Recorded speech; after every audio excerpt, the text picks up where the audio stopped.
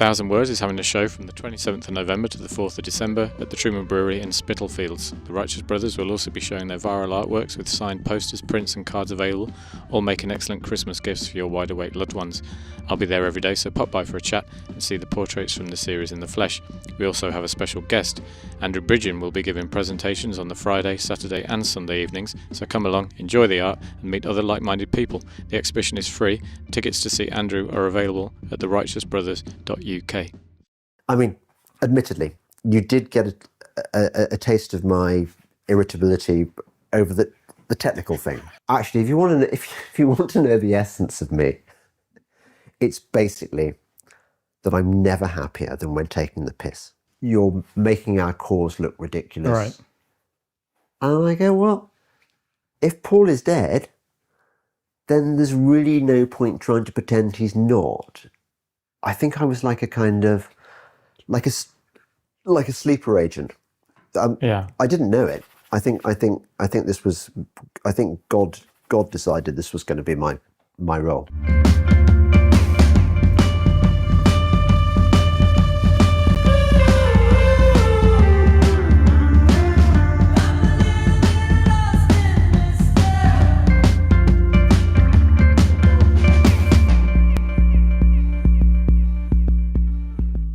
Funny, isn't it, how life, the things that we do in life, the elaborate things that we do.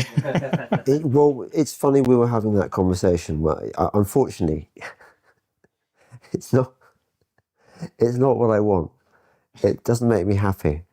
What, sitting here while we're fiddling with technology? Yeah, it really. I mean, I don't want to be a difficult customer, but if you want to get the best out of me, it's really not a good way of. Sorry. I've kind of had enough already. Yeah. Is what I'm thinking. Yeah. Start. All right. So we were just talking off camera a little bit when we first met at Hope. Yeah. Not that you'd remember, but I remember meeting you and your brother. And that was Hope Festival back in 2021, I think, maybe 2022. It feels like another age. Yeah, it does, doesn't it? The amount of growth, I suppose, that we could say that we've all gone through in different ways. Yeah. Well, it was like starting at a new school, and these are the people these are your classmates and the people in your house, and you're going to have to get to know them. These are your new set of friends. Yeah. And I think for a lot of us, it was very unexpected. A lot of us were new to all this. That, I mean, I until not long before that, I'd been a normie to all intents and purposes. Yeah. I wouldn't have understood what you meant by the term normie, because I thought I was pretty. I mean, I wasn't afraid to even at that stage, to destroy my conventional career by speaking out about things like climate change. Yeah. So that was like. Oh, I was definitely 10, ahead 15 of. I was definitely ahead of the before. game. I mean, I just done a podcast with my friend Dominic Frisby. Oh, you know Dominic. Okay, yeah. And Dominic said, the problem with you, James, is you're too early. You're too early on things. It's like in the stock markets. It's being too early is not good. Knowing a stock is going to shoot up or collapse is no use if you get your timing wrong. Yeah. And other scenarios as well where it's not very useful as well. But we can talk about that later. Yeah. But yeah, so it wasn't as though I was unaware that the establishment, the conventional world, is not to be trusted. Mm-hmm. But I hadn't realised the degree to which this extended from the world of so-called climate science, which it's not science, to everything, to history, to medicine, to everything. Yeah. That was a thing that hadn't realised. And I met this new crowd of people who became, it was like meeting the best friends I never knew I had. It was, wasn't it, for a lot of people? Right. Yeah. It was very strange to find people that you could just have eye contact with and sort of feel open with without any of the guard that perhaps we've, got used to having with. Of course. Well, I've always been I've always been quite frank. I've always been very open with myself. That when I meet, there's a sort of English thing that a lot of English people have been trained to do or do instinctively, which is there's this reserve. They hold something back. Yeah. I never bother with that stuff. I suppose it is quite un-English of me. I'm straight in there. What you see is what you get. I don't think the version of me you see when you first meet me is significantly different from the one where, I mean, admittedly, you did get a taste of my irritability over the technical thing. I can sympathise. It's just that you found my weakness. Okay. I absolutely loathe technology, and I loathe things that require tinkering and mechanics and electronics, and it's never been of any interest to me. I have a very low boredom threshold. Right. And if it interests me, I can spend days, lifetime doing it. Yeah. But if it doesn't, I don't want to know. Yeah. So even in that situation where you could be completely passive, do you find it tricky to be passive? Could you say you couldn't just sit and sort of meditate on you sort of irritated by proxy because we were getting frustrated with the tech? I just thought, just get on with it. Yeah. Can we just do it? Yeah. I mean, that's always been my policy with my podcast. Yeah. There are definitely the occasional technical flaw in my podcasts. And I kind of think, well, it's not the bit that interests me. The bit that interests me is the chat. Sure. And I'm good at the chat. I can chat for England. Yeah. That's handy. Which is why I'm very happy in my skin, generally. Yeah. As long as I'm doing what I like doing, like being on a horse, or doing podcasts, or hanging with people that I can talk to about this stuff. Yeah. Which is what was great about that Hope Festival, that one didn't have to edit oneself. Not that I do edit myself generally, but it was nice to be with people where it wasn't even an option. It wasn't even an option. Yeah. Yeah. Yeah, because I think we do, even, however comfortable we are with expressing our opinions about things, you do it for the sake of progress. In a way, one sort of tempers the approach, or you change your approach according to what battle you're fighting to some extent. So you don't just bludgeon in with someone who's completely oblivious to the agenda with some far out. You have to judge it, don't you, to some extent? It is the curse of anyone who is awake, that you have to approach every encounter as if you're entering hostile territory. Like this.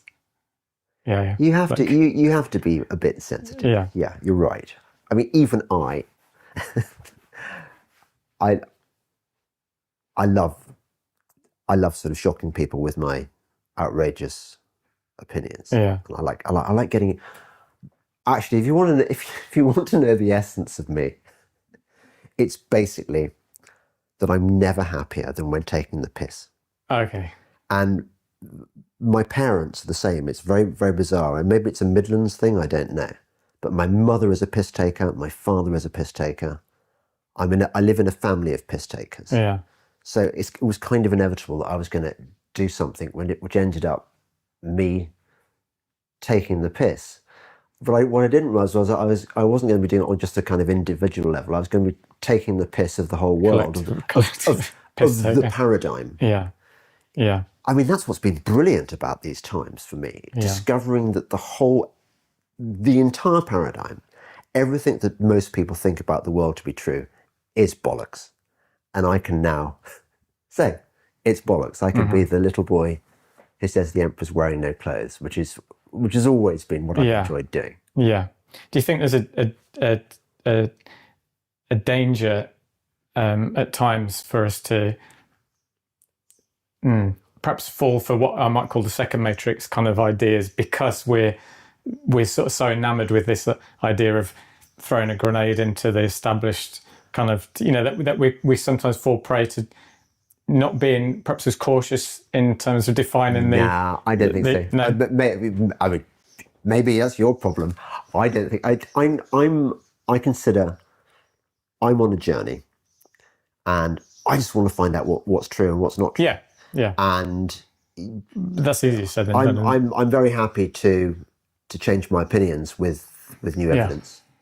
So, for example, I'm not very sold on Tartaria.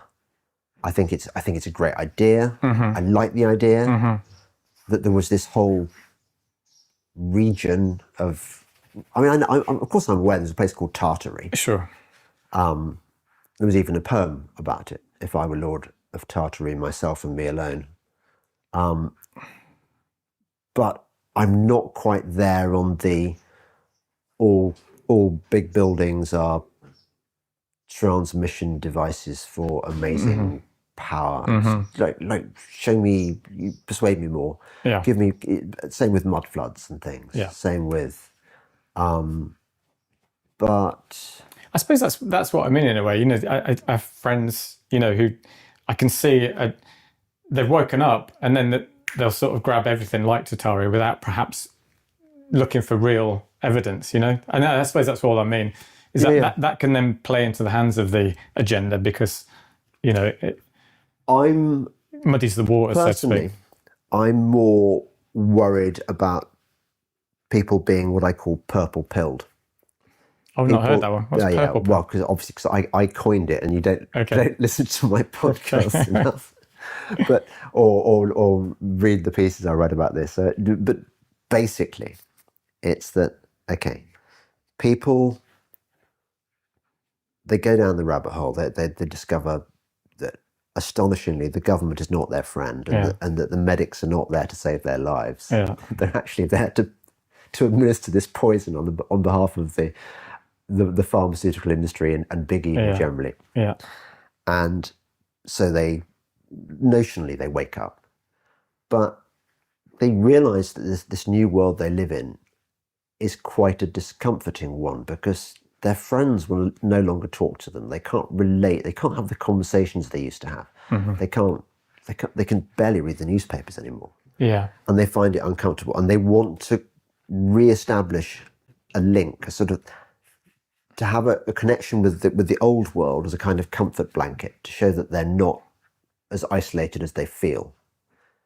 And I think that's a bigger mistake, because what they do is they then say, well, they start appointing themselves gatekeepers of which narratives are true and which are untrue. Right. So they say, look, it's perfectly acceptable to question the safety and the efficacy of the vaccine, but when you talk about Paul is dead, say, or outlandish conspiracies like that, you're making our cause look ridiculous. Right. And I go, well, if Paul is dead, then there's really no point trying to pretend he's not. It's just you're actually doing the cause a disservice, because ultimately our only watchword should be the truth. We're on a mission to find out the truth. Yeah. The truth is holy. The truth is an expression of God. And if we start making excuses as to why this or that area should remain beyond inquiry, then I think we're doing ourselves a disservice. In fact, we're creating our own form of, it's a form of self-censorship. Censorship, yeah. And I've never been into that. Yeah. Yeah, I definitely agree that truth is holy. Yeah, the truth and there is holy. shouldn't be anything that we can't question. I mean, that's, say with the Holocaust, that's, I always used to say, if you're sent to prison for questioning something, that's the thing you should be questioning. Well, I think so. Yeah. I'm not saying, I'm not saying one way or the other conclusion-wise, but if something is illegal to question, that raises a red flag. Well, I think I can't remember whether it was, I called it Delingpole's first law or Delingpole's second law, because I'm quite sort of sketchy about these phrases. Like I invent them and then I forget about them or forget the context. But one thing I've definitely discovered is the more that the culture insists on something being true, and the more it's kind of, it's forced on our consciousness, the less likely it is to be true, the more likely it is to be done. So, for example, everyone knows what happened to the Titanic. There was even a film made about it called A Night to Remember. Like, they didn't want you to forget any more than they wanted you to forget the 5th of November. Remember the 5th of November. Yeah. And it seems to me that all the big historical events that we're told about us and we're invited to feel strongly about are fake in some way. Or at least the version of events you're being sold is false. So you think about the epochal events in our lives, the ones that everyone knows. Apparently, everyone can remember where they were when they heard the news that Kennedy was shot. So you think the alert signal should be going off. Yeah, it's bollocks. Then it's bollocks. Moon landings. When I was a little boy, I encouraged my father to get his petrol from Shell garages because Shell had this special display thing with these coins, these moon landing coins. Oh, okay. And I wanted the full set of the moon landing coins. Well, why was Shell doing that? Well, obviously, the lying system wants to reinforce the narrative. So everyone's in on it at a certain level, whether it's the oil companies and obviously the movie industry, the TV. They're all part of the. But you could argue that if, let's say it was genuine, then wouldn't a big company want to get in on the act anyway, regardless of whether it was fake or not? One thing that's really clear to me is that establishing health sovereignty is vital. One company that I regularly buy from is Ape Nutrition. Josh and Izzy are passionate about providing nutrition that may be missing from our modern diets. Inspired by traditional eating, they provide grass-fed and organic nose-to-tail supplementation, organ meats, colostrum and collagen, as well as a wonderful range of mushroom powders and tinctures.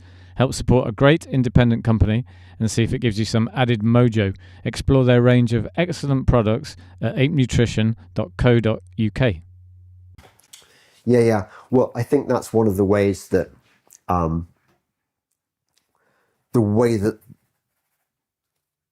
people are persuaded to buy into the deception. There's always an explanation. There's always a rational explanation for the normies, and the normies are satisfied with that.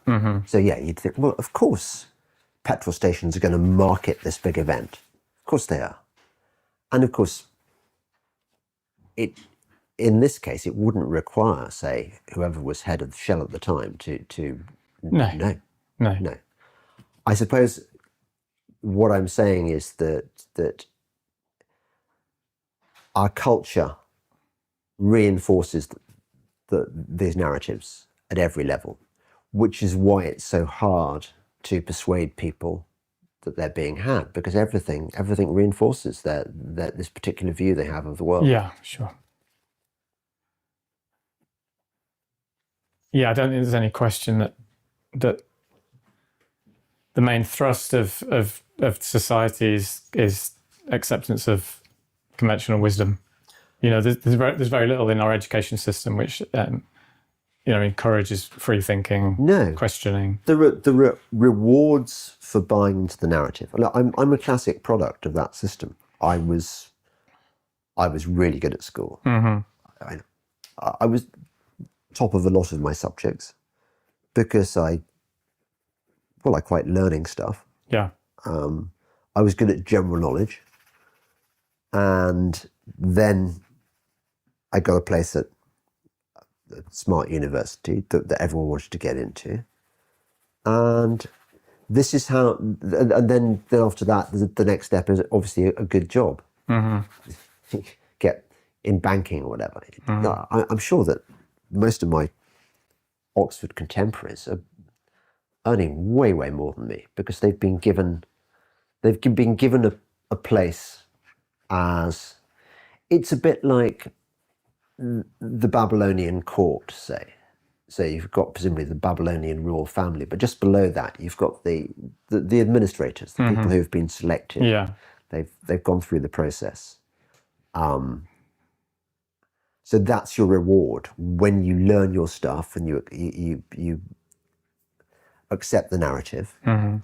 They will pay you, and if you don't, then you get ostracized and isolated, and punished financially, and punished in terms of in all sorts of ways that everyone who's awake has experienced. That you can no longer. You're no longer part of the general discourse. Yeah. You're an outsider. So you mentioned your childhood or your upbringing in school.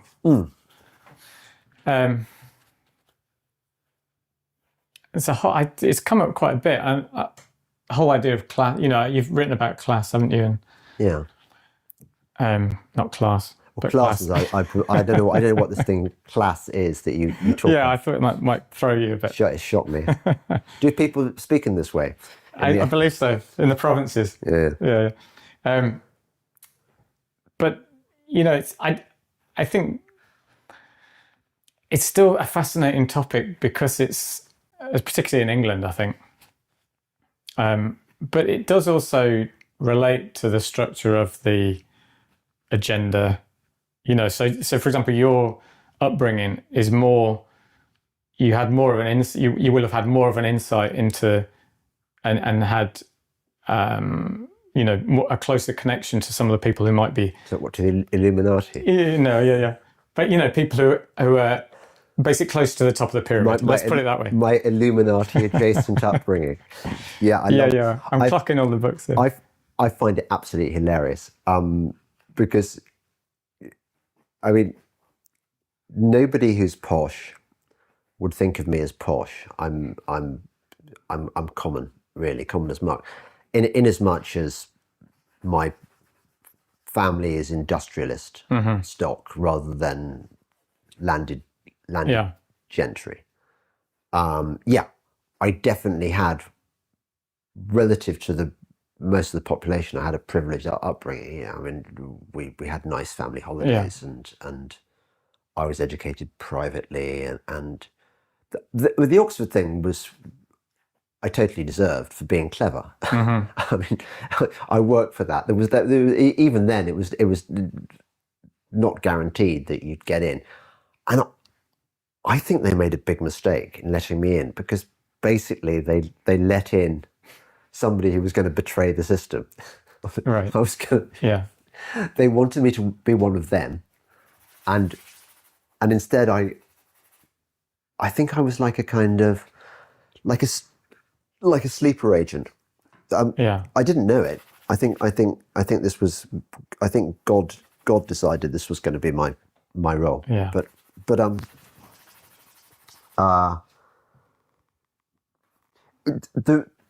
as you know, we in our circles, and in the broadest sense of the awake movement, although I don't know what that means. No. But people who are awake, you'll get these characters who say, oh yeah, James Delingpole's like he's a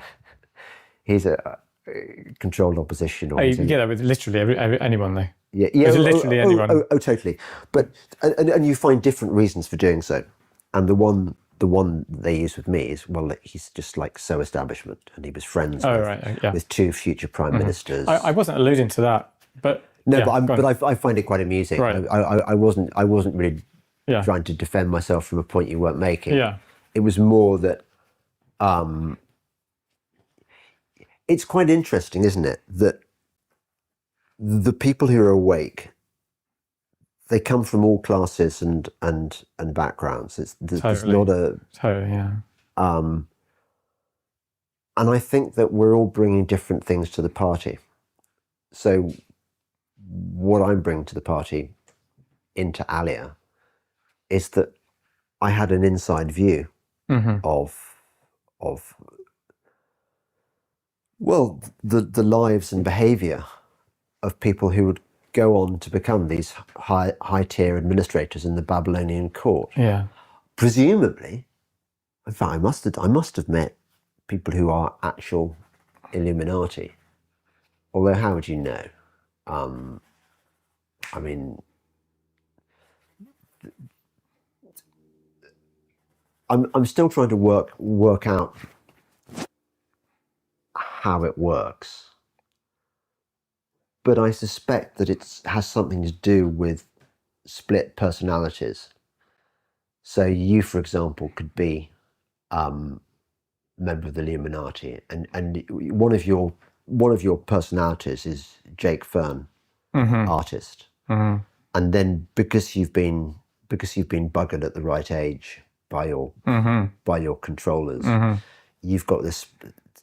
The trauma has created these multiple personalities, and your Jake Fern personality is just like amiable and good at painting and stuff, but then you've got this other one which comes out when you're sacrificing your children or whatever to Satan.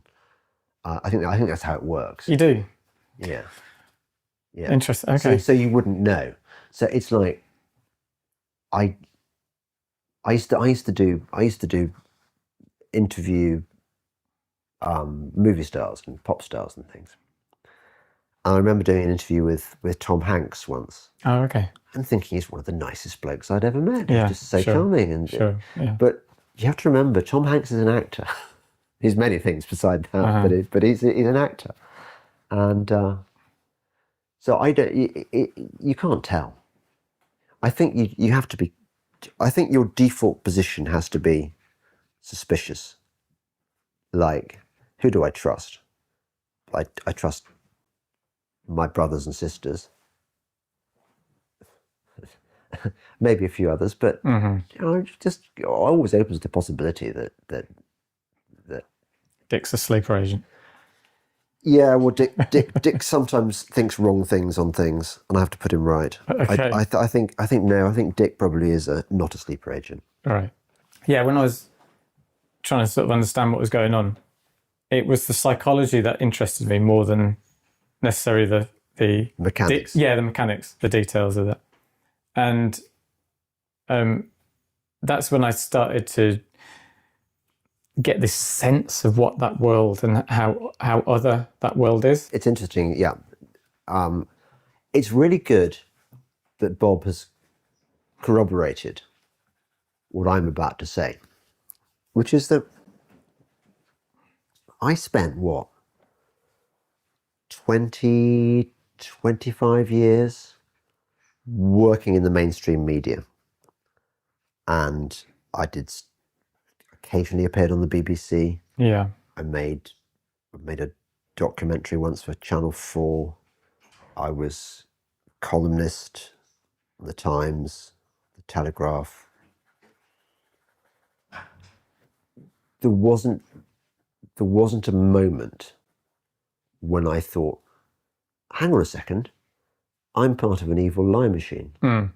There just wasn't. I was just getting on and doing my thing. And I think people find that hard to believe. They think, well, you must have known. Well, why?